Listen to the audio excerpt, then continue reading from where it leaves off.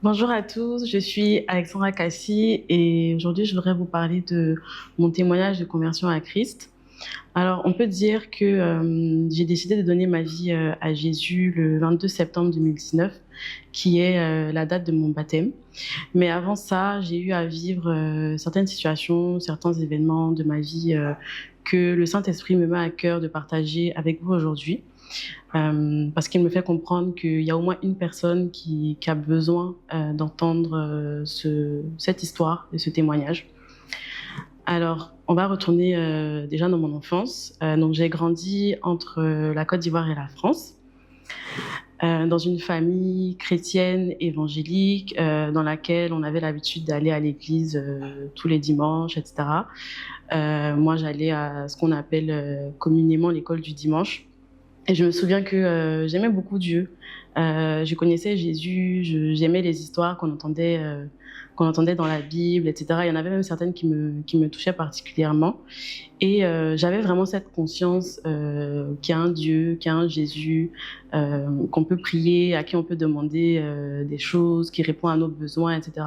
Donc j'ai vraiment grandi avec cette habitude-là de prier, de demander à Jésus de répondre à certaines de mes prières. À l'âge de 7 ans, mes parents et moi, on a déménagé en France. Petite, j'étais une enfant très créative, très expressive. J'aimais chanter, j'aimais danser. J'étais toujours le genre d'enfant qui organise des concerts ou des spectacles devant ses parents ou qui invente des chorégraphies dans la cour de récré, etc. Et vraiment, avec cette insouciance du regard des autres, etc., j'avais vraiment honte de rien, quoi, on va dire. Les choses ont un peu changé quand on a déménagé en France. On s'est retrouvé dans une ville où il n'y avait pas beaucoup de personnes de couleur. Et moi, comment est-ce que je l'ai vécu, c'est que les autres enfants me faisaient beaucoup de remarques sur mes cheveux. On me disait, ah, mais tes cheveux sont différents des nôtres, t'as des cheveux bizarres, t'as des cheveux élastiques, quand on tire, ça remonte, tes cheveux sont bizarres. Et en fait, moi, j'avais jamais remarqué que mes cheveux étaient différents des autres avant qu'on m'en fasse la remarque, en fait. Et ça fait que les 6 années où on a vécu dans cette ville, en fait, j'ai grandi avec cette sensation d'être différente des autres et cette sensation de ne pas être belle. En fait, je me trouvais vraiment pas belle en grandissant, principalement parce que je voulais avoir les cheveux lisses comme mes copines, etc. Ce sentiment s'est accentué au début de l'adolescence quand mes copines commençaient à intéresser un peu les garçons, etc. Et puis bon, moi j'avais un peu l'impression que j'intéressais personne. Donc c'est un sentiment qui s'est accentué au début de l'adolescence quand on a commencé à avoir affaire aux histoires de petits copains, petites copines, etc. Et il y a tout particulièrement un événement qui m'a marqué jusqu'à aujourd'hui. C'est quand j'avais 12 ans. Il y avait un métis franco-ivoirien dans mon collège. Et je sais pas, mais j'avais fait une sorte de petite fixation sur lui. En fait, je pense qu'au milieu de toute cette différence, je m'identifiais un peu à lui. Et puis, bon, j'étais persuadée qu'on devait être ensemble, etc. Et je sais plus par quel moyen, mais ça arrivait à ses oreilles. Et j'ai vécu une sorte d'humiliation, on va dire, devant plusieurs personnes du collège où ils me disaient clairement Alexandra, t'es pas belle, t'as un ton, je vais pas sortir avec toi, etc. Et pourquoi je reviens sur cet événement, c'est que à l'époque, c'est quelque chose qui m'a vraiment blessée. En fait, je me suis sentie non seulement rejetée, mais aussi humiliée parce que ça s'est pas fait juste lui et moi, mais ça s'est fait devant d'autres personnes. Donc je me souviens que j'étais rentrée ce soir chez moi là, j'ai passé la soirée à pleurer, etc. Et tout. Donc je peux dire que c'était ma première blessure de rejet et d'humiliation à la fois. L'année scolaire qui a suivi, mes parents et moi avons déménagé en Côte d'Ivoire, donc on est retourné à Abidjan. Et là, tout de suite, j'ai commencé à intéresser les garçons. Donc c'est un peu comme si la donne avait changé, quoi. Et j'ai commencé à sortir avec un garçon plus âgé que moi. Donc j'avais 14 ans, il en avait 17. C'était vraiment une relation très innocente où vraiment il y avait énormément de respect, mais qui s'est tragiquement terminé parce que ce garçon est décédé à l'âge de 17 ans. Et c'était un choc. Invraisemblablement, c'était un choc. Et comment je l'ai vécu, je pense que sur le moment, je réalisais pas forcément. Je l'ai vécu comme un peu comme de l'abandon. C'est un peu comme si, pour la première fois que j'avais un copain qui s'intéressait à moi, en fait, la personne m'était arrachée, en fait. C'est un peu comme ça que je l'ai vécu. Et du jour au lendemain, j'étais un peu devenue la fille dont le copain est décédé. Et puis en même temps, j'apprenais aussi qu'il y avait d'autres filles dans l'équation. Donc, je vivais à la fois de l'abandon et puis en même temps de la trahison. Et puis, je ne savais pas trop comment me comporter par rapport à tout ça. En fait, c'était la première fois que je faisais face à un deuil. Je ne savais pas trop comment me comporter. Et je me suis beaucoup renfermée sur moi-même suite à cet événement. Par exemple, à l'école, les 4-5 années qui ont suivi, le matin, je voulais pas emprunter le même chemin que tout le monde quand j'arrivais. Je prenais un petit couloir qui menait directement dans dans la zone où il y avait les salles de classe, juste pour éviter en fait d'être vue ou même de voir qui que ce soit, parce que je sais pas pourquoi je faisais ça, mais je pense que je me suis juste enfermée sur moi-même suite à cet événement-là. Ma mère m'avait proposé de voir un psy, j'ai refusé parce que je savais juste pas quel mot mettre dessus, je savais pas qu'est-ce que j'étais censée ressentir, etc. Donc, par la suite, quelques mois après, ça allait mieux, du moins c'est ce que je croyais. J'ai commencé à sortir avec un garçon pendant environ 1 an. C'est une relation, je ne vais pas m'attarder dessus, mais c'est une relation vraiment qui était malsaine, qui était vraiment une relation très toxique, dans laquelle on m'a mise beaucoup de pression pour faire des choses dont j'étais pas prête, notamment avoir des relations sexuelles. En fait, moi, j'ai toujours eu cette vision un peu romantique de l'amour. Je voulais me marier avec mon premier copain, attendre qu'on se marie pour franchir certaines étapes, etc. C'était vraiment ça mon plan de base, quoi. Mais je pense que le diable est passé par cette relation pour me voler quelque chose, me forcer à faire des choses que j'avais pas envie, dont j'étais pas prête, et aussi pour briser toute confiance en moi, parce que au travers de cette relation, je vivais aussi un peu de l'humiliation, du rejet, etc. Mais je pense qu'avec du recul, j'étais dans un état de dépendance affective. En fait, avec ce que j'avais vécu dans la relation précédente, j'avais peur en fait que quelqu'un me quitte en fait. Donc, ce qui fait que j'étais prête à accepter tout n'importe quoi juste pour que la personne que j'aime ne soit pas arrachée de quelque manière que ce soit par une mort tragique ou que ce soit que la personne ne veuille plus de moi, en fait, on va dire. Et en fait, ces deux relations-là ont beaucoup joué sur comment se sont passées mes relations par la suite. Et donc, ça a été le départ de plusieurs autres relations où j'acceptais tout n'importe quoi. Donc, tromperie, manque de respect. Vraiment, je vous laisse tout imaginer. Parce que je me sentais rejetée, puis j'avais ce besoin-là, en fait, d'être avec quelqu'un, de me sentir aimée. Mais j'étais jamais aimée, on va dire, de la bonne manière.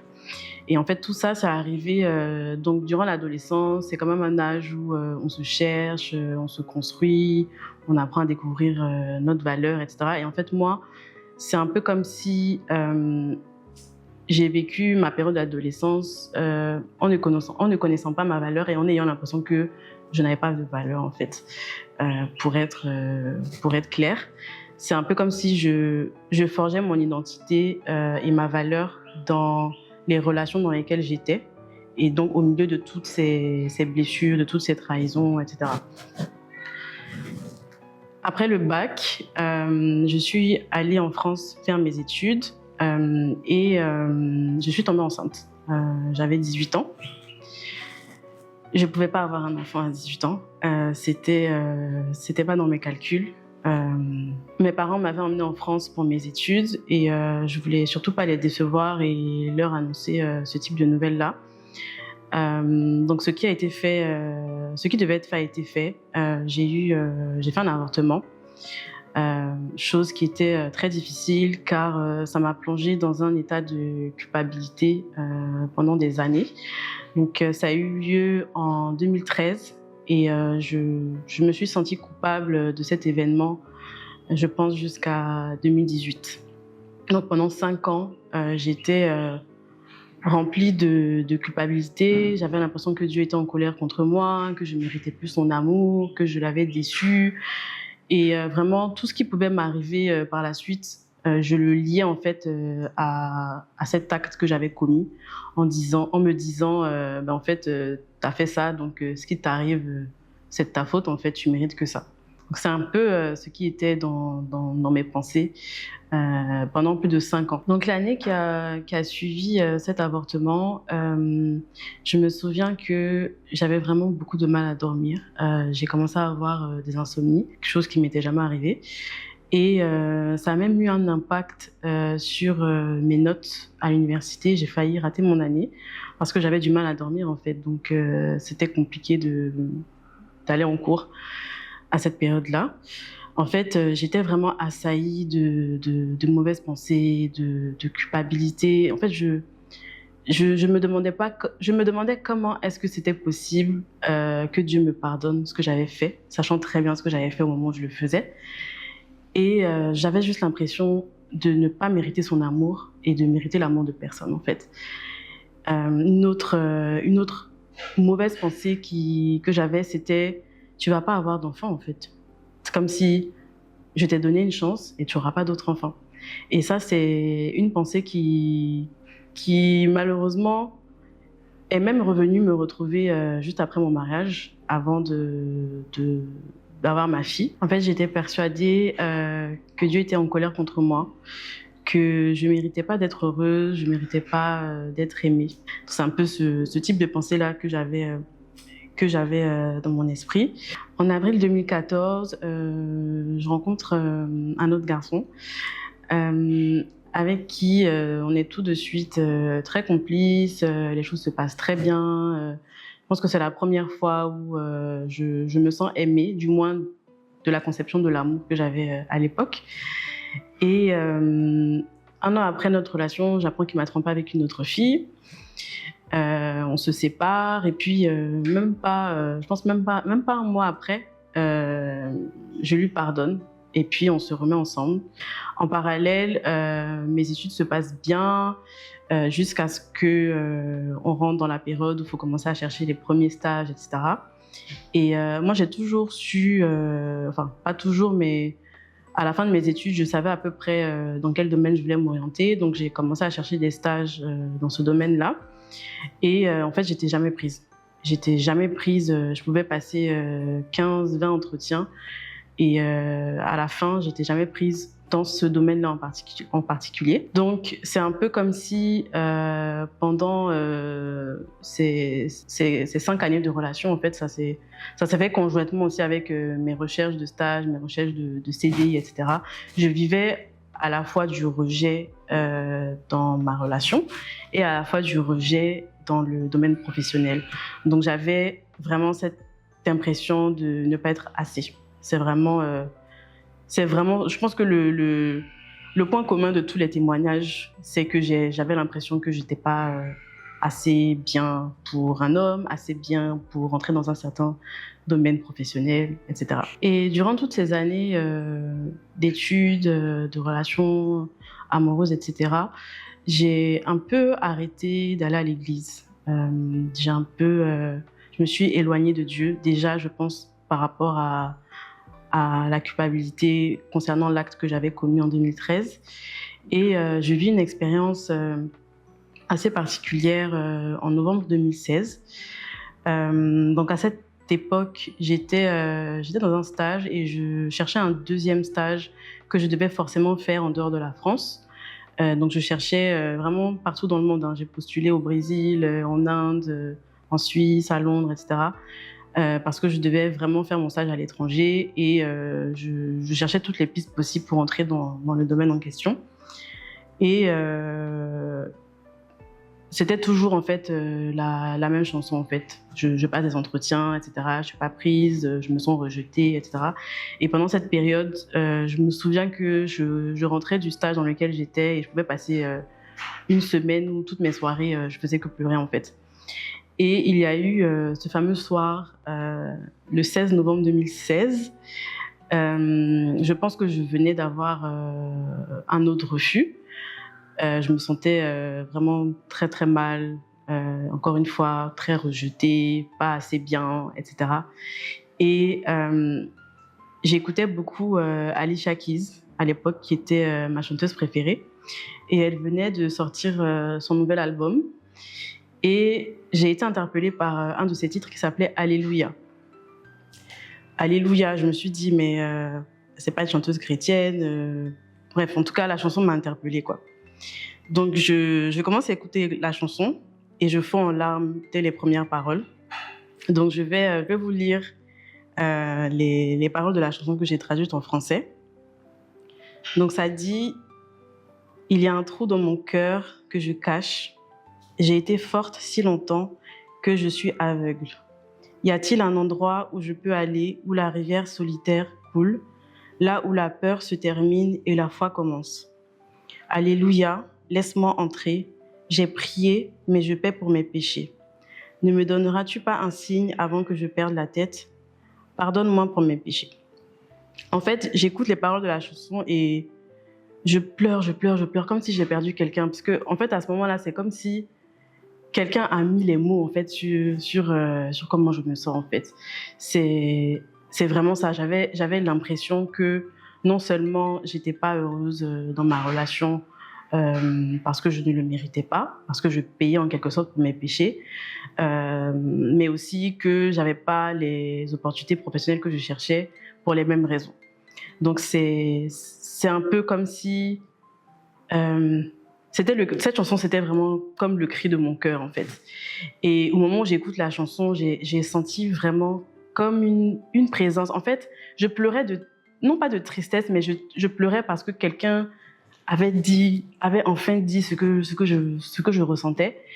Et puis, au même moment, je peux pas dire que j'ai entendu Dieu me dire ça audiblement, mais j'ai senti ça vraiment au plus profond de moi, quelque chose qui me disait, en fait, c'était moi, ça a toujours été moi, j'ai toujours été là, c'est moi qui a toujours été ta force, je te vois. C'était vraiment, Alexandra, je te vois.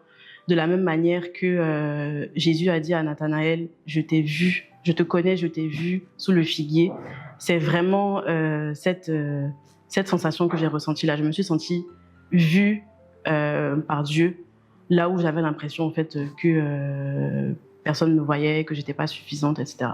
Finalement, dans ma recherche de stage, je me retrouve à aller au Luxembourg en mars 2017. Donc, je suis pas prise dans un stage que j'ai envie de faire. Encore une fois, c'est pas dans le domaine que je cherchais. Donc, je considère un peu ce stage comme un stage par défaut. Bien que les choses se passent très bien, mes collègues sont bienveillants, j'ai un super manager, etc. Et je fais la rencontre dans ce stage d'une fille, Myriam, et on a ce qu'on appelait un coup de foudre amical. En fait, on accroche tout de suite, on devient rapidement très proches, etc. On se confie l'une à l'autre. Et Myriam est musulmane, elle cache pas sa foi. Vraiment, elle parle de son Dieu, elle lit le Coran dans son bureau, devant tout le monde, dans le bus. Vraiment, elle n'a pas honte de montrer qu'elle croit en Dieu, quoi. Et en fait, elle m'intriguait et elle m'impressionnait parce que elle avait décidé en fait de faire ce que les lois de sa religion lui disent de faire, c'est-à-dire elle faisait tout pour plaire à Dieu. Vraiment, elle n'avait pas de petits copains, elle n'avait jamais eu de copains, elle n'avait jamais embrassé un garçon. Moi, je me disais, ah, c'est quelle fille, genre vraiment, quand tu la vois dans la rue, tu peux pas te dire ça, quoi. Tu te dis, ouais, elle est cool et tout, etc. Mais vraiment, elle était pieuse, quoi. Et ça m'impressionnait parce que je me disais, mais on est pareil, on a le même âge, on est toutes soumises aux mêmes tentations, mais elle y arrive, quoi. Donc franchement, ça m'inspirait beaucoup, et je l'ai rencontrée juste après avoir eu une discussion avec mon copain de l'époque, en lui disant que je voulais qu'on arrête les relations sexuelles, etc. Et je pense que Dieu avait commencé à mettre ce désir de chasteté là dans mon cœur suite à ce que j'avais vécu en novembre par rapport au fait de ne plus pécher, etc. Donc, quand je retourne à Paris, je décide de recommencer à aller à l'église. Donc, à partir de, je pense, septembre 2017, je repars à l'église régulièrement. Et début 2018, il y a un jeûne qui se tient dans mon église de 3 semaines. Et je me dis, tiens, pourquoi pas, je vais essayer. Après tout, Myriam, elle faisait son ramadan pendant 1 mois. Devant moi, elle tenait. Et bon, si elle est capable de faire ça dans sa religion, moi aussi, je peux faire ça dans ma religion, en fait. Donc, je commence le jeûne, et puis à l'église, on dit qu'il faut lire la Bible pendant le jeûne. Et puis je me dis, ah, moi j'ai une Bible, mais vraiment, je sais pas lire la Bible, quoi. Je sais pas par où commencer, etc. Mais je relève le défi. Je me dis, bon, je vais faire ce jeûne de 3 semaines. Je télécharge une application, la Bible, et je tombe sur des plans de lecture qui sont thématiques. Donc, tu as des plans de lecture sur la peur, sur le stress, sur vraiment tous les sujets. Et je me souviens encore des 2 premiers plans de lecture que j'ai faits. Je pense que le premier, c'était sur le pardon, et le deuxième, c'était sur la comparaison. Et à travers ces plans de lecture et à travers de la Bible, je découvre vraiment ce que Dieu dit de moi, qu'il m'aime, qu'il me pardonne, qu'il ne regarde pas à mon passé, qu'il ne regarde pas à mes erreurs, à mes fautes, qu'il a un plan pour moi, que je suis une créature merveilleuse, que je suis belle, etc. Et vraiment, ça fait du bien à mon âme. Donc, c'est comme si je me retrouve à faire plein de plans de lecture sur tous les thèmes que je trouvais, que ce soit la peur, l'anxiété, les relations sexuelles, vraiment tous les sujets qui me parlaient et dont j'avais besoin à ce moment-là. Et plus je lisais la Bible, plus je me sentais comme libérée en fait de cette culpabilité. Je sentais que Dieu me pardonnait ce que j'avais fait en 2013, parce que jusqu'à ce moment-là, j'étais toujours oppressée dans mes pensées par rapport à ça. Donc, je me sentais pardonnée, je me sentais aimée, et je me sentais suffisante, en fait. Clairement, je me sentais suffisante. Je découvrais un Dieu qui me disait que j'étais assez bien dans un monde où les hommes me faisaient croire que j'étais pas assez bien, en fait. Pour résumer, c'est un peu ça. Je découvrais vraiment ma valeur à travers les yeux de Dieu, et pas à travers les yeux des hommes, pas à travers les yeux de mon copain de l'époque. Et ce qui s'est passé, c'est que mon attention même commençait à être plus sur ce que Dieu dit de moi, lire la Bible, etc. Et puis j'ai même commencé à me détacher un peu émotionnellement de ma relation, et puis à plus essayer de plaire à Dieu que d'essayer de plaire à quelqu'un pour qui j'étais pas suffisante, en fait. Et j'ai commencé à prier dans ce sens-là, à savoir si j'étais avec la bonne personne, etc. Et Dieu m'a apporté beaucoup de signes durant l'année 2018, notamment la rencontre durant l'été de celui qui est actuellement mon mari. C'était la première fois que je rencontrais quelqu'un qui était tout aussi imparfait que moi, mais qui cherchait à grandir spirituellement dans sa relation avec Dieu, et surtout qui a su dès le départ m'aimer de la bonne manière, en fait. Donc les mois qui suivent, donc je suis en relation à distance avec cet homme, et je continue ma marche avec le Seigneur. Je me sens vraiment de plus en plus en paix, libre de toute culpabilité. Je stresse de moins en moins.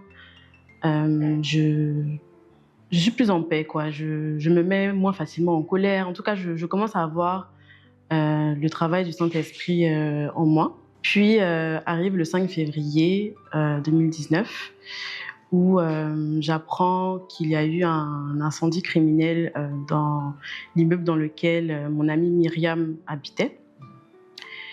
Et là, pendant 24 heures, c'est comme si le temps s'est arrêté. Le temps s'est arrêté parce que on voit dans les journaux qu'il y a eu 10 victimes, 10 morts, mais on n'a pas forcément le nom de toutes les victimes. Donc, le temps s'est arrêté, on voit les images des flammes sur l'immeuble. Je savais à quel étage elle habitait, donc je voyais que son étage avait été aussi touché. Et en fait, je suis dans un état vraiment indescriptible. Je suis avec 2 de mes amis qui m'ont vraiment apporté beaucoup de soutien à ce moment-là, en plus de mon mari qui était à distance.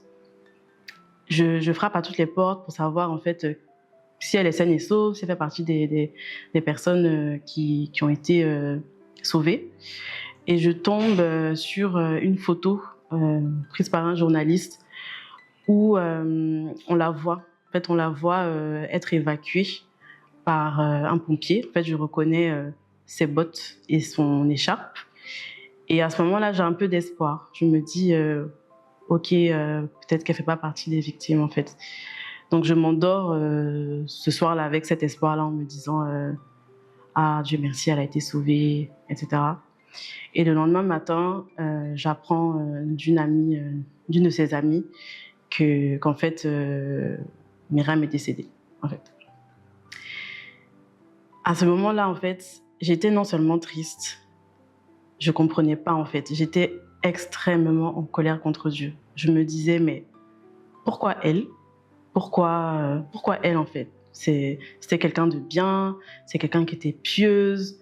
Vraiment, je comprenais pas, quoi. C'était vraiment le flou et l'incompréhension, la colère, etc. J'ai décidé après cet événement-là j'ai arrêté de prier. Vraiment, je voulais plus entendre parler de Dieu. Je me disais, tout ça, c'est des conneries, etc. Comment est-ce qu'un Dieu qui dit qu'il nous aime, qui nous protège, etc., comment est-ce qu'il peut permettre qu'un événement aussi difficile, tragique arrive? Et j'ai vraiment coupé. J'ai vraiment décidé de ne plus prier, en fait. Et ça a duré, je pense, pendant à peu près 2 mois, jusqu'au jour où mon copain, mon mari aujourd'hui, me convainc d'aller à l'église.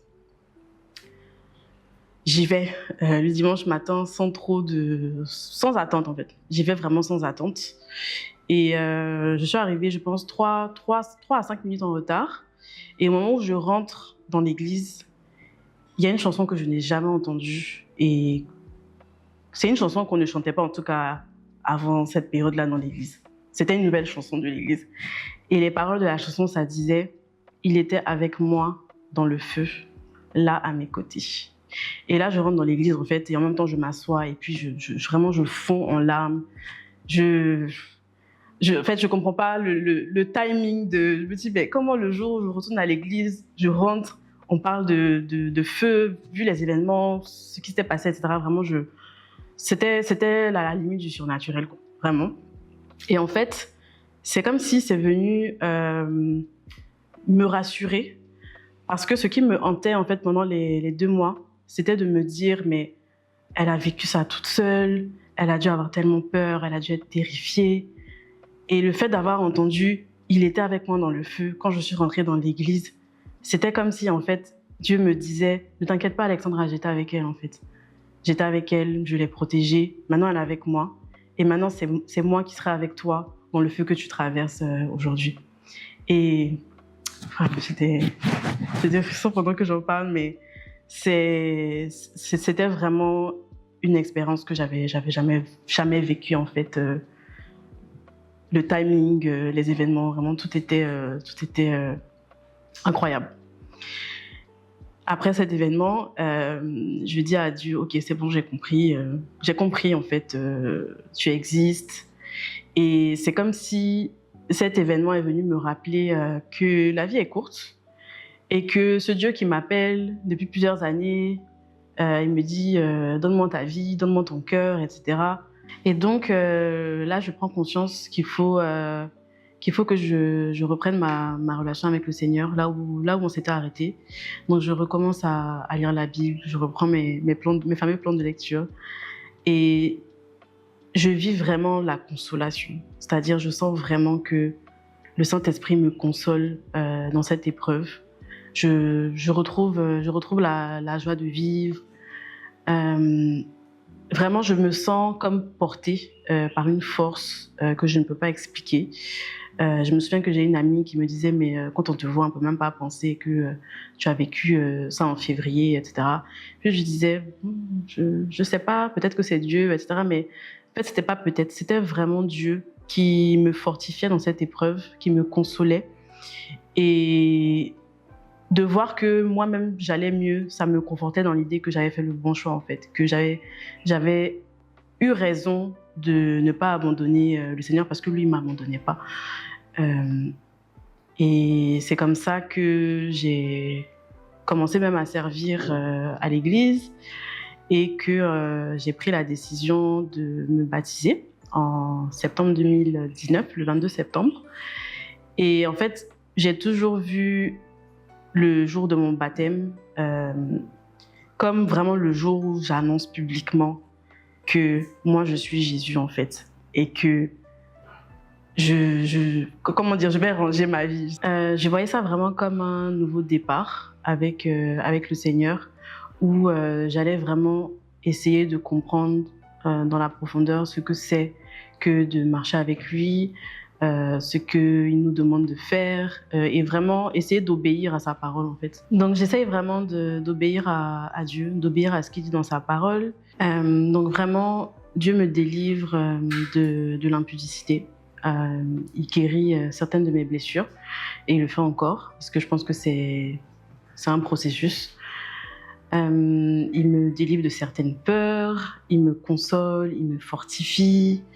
Il me libère de ce sentiment d'être seule. C'est-à-dire, maintenant, j'ai tout le temps cette conscience-là que Dieu est là, en fait. Et que peu importe les épreuves que j'ai pu rencontrer, même à la suite de ce baptême, je sais que Dieu est avec moi. Donc, c'est un peu le message que je veux faire passer au travers de mon histoire, au travers de ce témoignage. Ce serait vraiment de dire à quelqu'un qui se reconnaît dans tout ce que j'ai pu dire, dans mon histoire, quelqu'un qui peut-être ne se trouve pas assez bien aux yeux de certaines personnes, quelqu'un qui se sent seul, quelqu'un qui est dans l'épreuve, quelqu'un qui vit un deuil, quelqu'un qui ne voit aucune issue dans la situation dans laquelle il se trouve, qu'il y a un Dieu qui est là en fait et qu'il y a surtout Jésus qui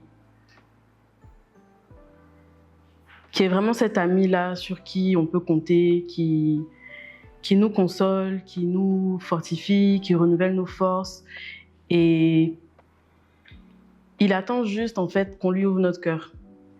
C'est-à-dire ce vide dans le cœur que je ressentais en 2016 lorsque j'ai été visitée par le Seigneur qui m'a fait comprendre que j'avais ce vide dans le cœur. Je sais qu'il y a beaucoup de personnes qui le ressentent aussi. Et c'est pour ça que je fais cette vidéo. C'est pour ça que le Saint-Esprit me met à cœur de faire cette vidéo pour dire que tu as beau essayer plein de choses dans ta vie pour essayer de combler ce vide-là. Tu peux essayer des relations amoureuses, comme ça a été mon cas. Tu peux essayer la drogue, tu peux essayer de te mettre dans des choses qui te font peut-être du bien de façon temporaire. Mais la seule chose qui va vraiment combler ton cœur, ça va être d'ouvrir ton cœur à Jésus en fait. C'est un peu ça que je veux faire passer comme message, car c'est mon témoignage. C'est quand j'ai ouvert mon cœur à Jésus qu'il a vraiment transformé ma vie et qui continue de la transformer. Et il y a un verset que je veux dire à quelqu'un qui se trouve dans les situations que j'ai pu décrire. C'est fais de l'Éternel tes délices et il te donnera ce que ton cœur désire. Et ça, c'est vraiment la conclusion de mon témoignage. C'est que le Seigneur m'a donné tout ce que mon cœur désirait lorsque j'ai fait de lui mes délices, lorsque j'ai décidé de lui ouvrir mon cœur, lorsque j'ai décidé de lui obéir. Aujourd'hui, je suis très heureuse, vraiment. J'ai été libérée de tout sentiment de rejet, de culpabilité. Moi qui étais assaillie de pensées me faisant croire que je n'allais jamais avoir un homme qui allait m'aimer comme je suis. Aujourd'hui, je suis mariée et très heureuse. J'ai été assaillie de pensées me faisant croire que je n'allais jamais être mère à cause de l'acte que j'ai commis en 2013. J'ai une fille aujourd'hui qui est née en 2023, donc 10 ans après. Et c'est vraiment ça, c'est qu'il y a vraiment une vie après, lorsqu'on décide de faire de Dieu ses délices et d'accepter Jésus dans notre vie. Je pense que je reviendrai sur certains sujets, peut-être plus en détail, dans d'autres capsules vidéo, parce que là, j'ai raconté un peu l'histoire dans sa globalité, mais il y a beaucoup de points que le Saint-Esprit me demande de toucher plus en détail, notamment le fait que c'est pas parce que je me suis baptisée, que j'ai donné ma vie à Jésus, que je n'ai plus jamais eu de problème, que je n'ai plus d'épreuves. Ça, c'est vraiment une croyance qu'on peut avoir quand on devient chrétien, et c'était la mienne.